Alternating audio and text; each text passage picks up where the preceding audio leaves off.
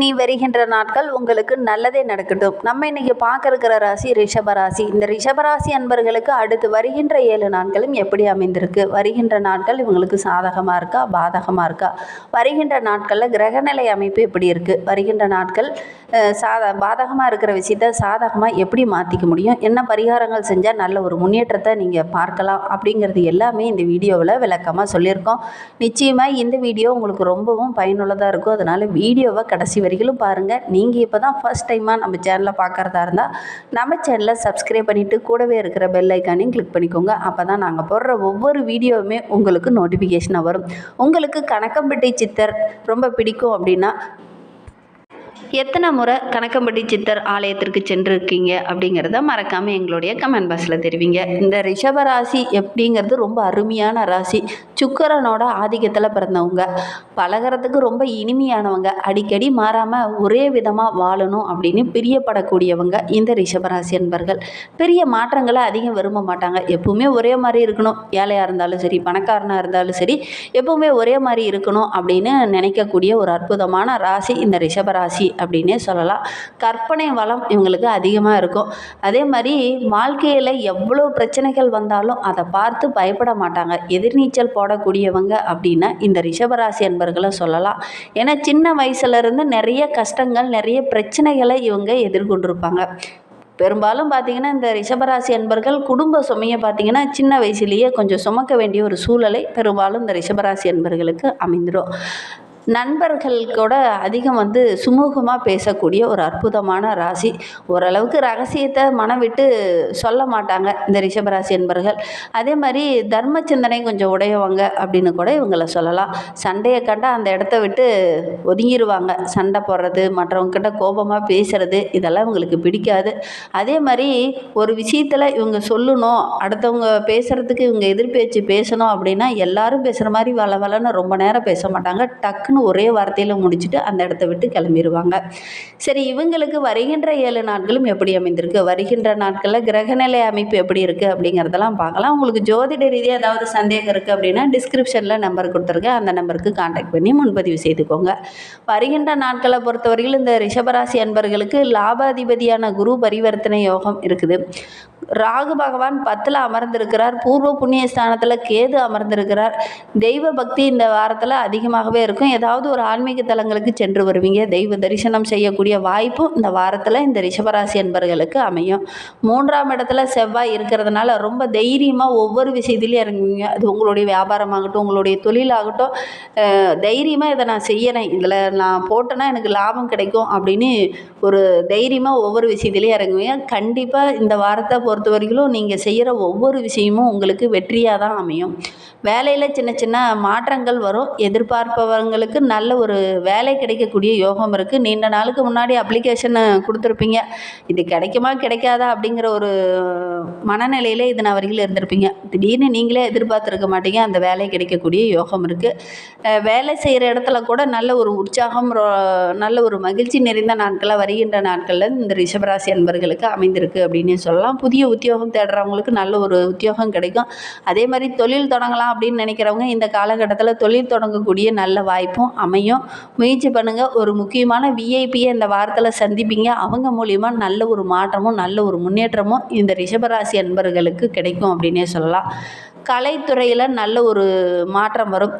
கிரகங்கள் உங்களுக்கு சாதகமாக இருக்குது அப்படின்னா சுக்கிரன் உங்களுக்கு உச்சமாக இருந்தால் இந்த காலகட்டத்தில் நீங்கள் முயற்சி பண்ணுற நல்ல ஒரு விஷயம் நல்ல ஒரு முன்னேற்றத்தில் வரும் அப்படின்னே சொல்லலாம். ஏன்னா சுக்கிரன் உச்சமாக இருக்கும்போது தொழில் தொடங்குனீங்க, வேலைக்காக முயற்சி பண்ணுறீங்க அப்படின்னா நல்ல ஒரு வாய்ப்பு கிடைக்கும். உங்களுடைய சுய ஜாதகத்தை வைத்து கணிக்கும் போது அது கரெக்டாக சொல்ல முடியும். இந்த காலகட்டத்தில் பொதுவாக பார்க்கும்போது சுக்கிரன் உச்சமாக இருக்கிறார். அதனால் நல்ல வாய்ப்புகள் நிறைய கிடைக்கும். வருமானம் ஓரளவுக்கு சிறப்பாக இருக்குது. கடந்த காலத்தை ஒப்பிடும்போது இந்த வாரத்தில் நல்ல ஒரு வருமானம் கிடைக்கும். பொது இடத்துல கூட நல்ல ஒரு பாராட்டு கிடைக்கும். பொதுமக்களிடமிருந்தும் நல்ல ஒரு பாராட்டு கிடைக்கக்கூடிய யோகம் இருக்குது. மேலதிகாரியோட ஒத்துழைப்பு இந்த காலகட்டத்தில் கிடைக்கும். நல்ல ஒரு முன்னேற்றமான வாரமாக வருகின்ற வாரம் இந்த ரிஷபராசி அன்பர்களுக்கு அமைந்திருக்கு அப்படின்னே சொல்லலாம்.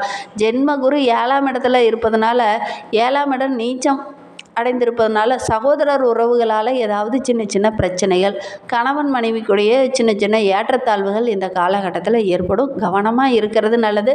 ஒவ்வொரு உறவுகிட்ட பேசும்போது கூட கொஞ்சம் கவனமாக பேசுங்க. தடிமனான வார்த்தைகளை இந்த காலகட்டத்தில் பயன்படுத்தாமல் இருக்கிறது நல்லது.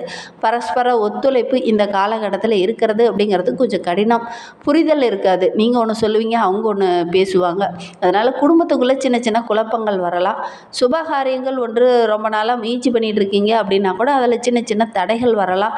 முயற்சி பண்ணுங்கள், கண்டிப்பாக வெற்றி கிடைக்கும். ஆனால் இந்த காலகட்டத்தில் நீங்கள் இந்த பொண்ணு தான் வேணும், இந்த பையன்தான் வேணும் அப்படிங்கிற மாதிரி முயற்சி பண்ணுவீங்க. அதில் சின்ன சின்ன தடைகள் வரக்கூடிய சூழ்நிலை இருக்குது.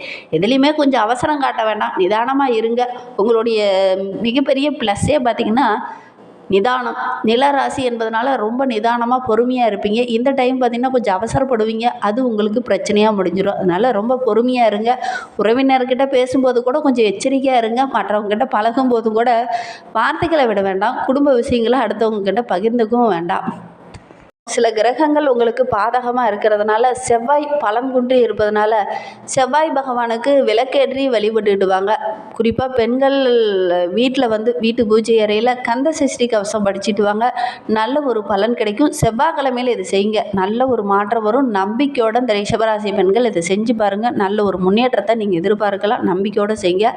சின்ன சின்ன பிரச்சனைகள், தடைகள் இதெல்லாம் இருக்குது அப்படின்னு சொன்னோம் பார்த்தீங்களா, அது எல்லாமே சரியாகும். நம்பிக்கையோடு செய்யுங்க. இந்த ரிஷபராசியில் பிறந்த 3 நட்சத்திரக்காரர்களுக்குமே அடுத்து வருகின்ற 7 நாட்களும் எப்படி அமைந்திருக்கு அப்படிங்கிறத பார்க்கலாம்.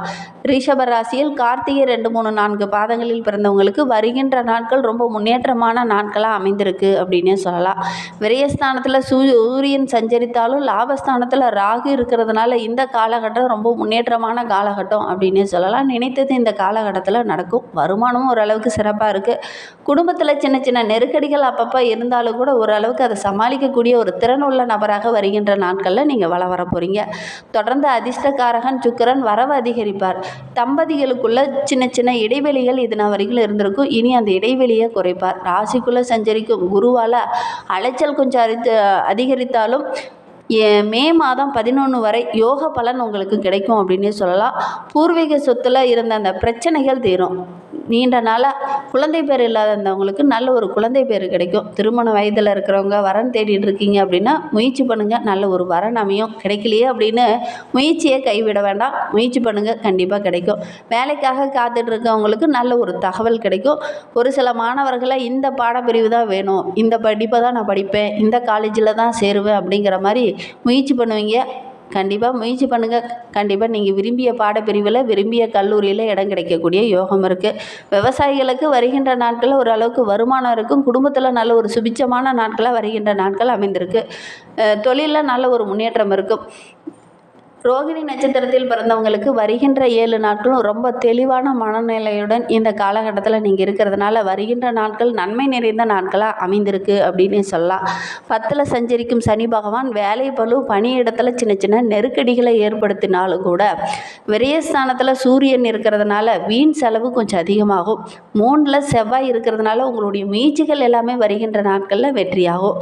சகோதரர் வழியில் சின்ன சின்ன பிரச்சனைகள் வரும். இருந்தாலும் கொஞ்சம் கவனமாக இருந்தீங்க அப்படின்னா இந்த பெரிய பாதிப்பு எதுவும் வராது. உழைப்புக்கேற்ற நல்ல ஒரு ஆதாயம் கிடைக்கக்கூடிய நாட்களாக வருகின்ற நாட்கள் அமைந்திருக்கு அப்படின்னே சொல்லலாம். எடுக்கிற ஒவ்வொரு வேலையிலையுமே நல்ல ஒரு ஆதாயம் கிடைக்கும். இருந்தாலும் சின்ன சின்ன கடுமையான உழைப்பு, நல்ல கொஞ்சம் வேலைப்பளு அதிகமாக போட்டிங்கன்னா தான் ஓரளவுக்கு ஆதாயத்தை பார்க்க முடியும். மிருகசீரிடம் 1-2 பாதங்களில் பிறந்தவங்களுக்கு வருகின்ற 7 நாட்களும் எப்படி அமைந்திருக்கு அப்படிங்கிறத பார்க்கலாம். முயற்சியால் முன்னேறக்கூடிய நாட்களாக வருகின்ற நாட்கள் அமைந்திருக்கு அப்படின்னே சொல்லலாம். ஏன்னா இந்த வருகின்ற நாட்களை பொறுத்த வரைக்கும் செவ்வாய் உங்களுக்கு சாதகமாக இருக்கிறார். முயற்சி எல்லாமே இந்த காலகட்டத்தில் நிறைவேறும்.